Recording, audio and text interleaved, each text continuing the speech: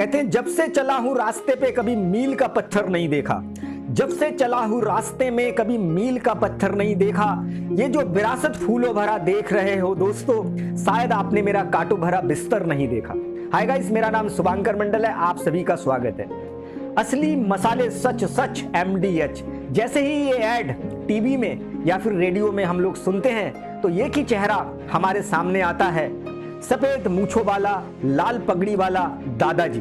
जी हाँ दोस्तों, मैं बातचीत कर रहा हूं धर्मपाल गुलाटी जी का। आज जो है इस दुनिया में वो नहीं है, इस संसार को उन्होंने अलविदा कह दिया है। दोस्तों आज मैं बात करूंगा, उन्होंने अपने जिंदगी की जो शुरुआत है एक छोटे मोटे बिजनेस से किया। सबसे पहले वो सियालकोट में रहते थे, पाकिस्तान में इस समय हैं, क्योंकि हिंदुस्तान और पाकिस्तान जिस समय नहीं बना था तो सियालकोट में वो रहते थे। लेकिन जब गदर शुरू हुई, आपस में हिंदुस्तान और पाकिस्तान में लड़ाई शुरू हुई, उस पीरियड में जो है उस गदर से बचने के लिए, क्योंकि उनके आंखों के सामने लाखों लोग मारे जा चुके थे, तो अपने परिवार को सेव करने के लिए वो अमृतसर चले आए। अमृतसर आने के बाद वहां से जो है दिल्ली के लिए रवाना किए और दिल्ली में करोल बाग के इलाके में आकर के परिवार के साथ सेटल हो गए। दोस्तों उस समय जब वो वहां से चले थे, उनके पास कोई भी पैसा नहीं था।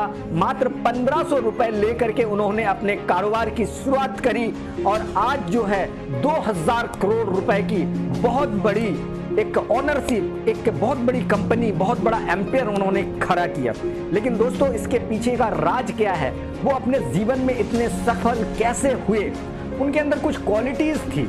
सबसे पहले चीज, वो जो है संकटों से कभी घबराते नहीं थे, कभी भी वो डरते नहीं थे, निडर होकर के काम करते थे। क्योंकि जिस समय वो यहाँ पे हिंदुस्तान में आए थे उस समय उसके पास कुछ भी नहीं था। मात्र 1500 रुपए लेकर के एक दृढ़ संकल्प के साथ उन्होंने काम स्टार्ट किया। करोल बाग इलाके में एक खोखा लिया और उस खोखे में उन्होंने जो है महसियान दी भट्टी नाम से उन्होंने अपने कारोबार की शुरुआत करी और धीरे धीरे लोगों के अंदर एक विश्वास क्रिएट किया और मसाला बहुत बेहतरीन और क्वालिटीदार मसाला बनाया। लोगों ने उनके मसाले को खूब ज्यादा पसंद किया। दोस्तों सबसे बड़ी खासियत क्या थी, उन्होंने कभी भी एडवर्टाइजमेंट के नाम पे कोई खर्चा नहीं किया।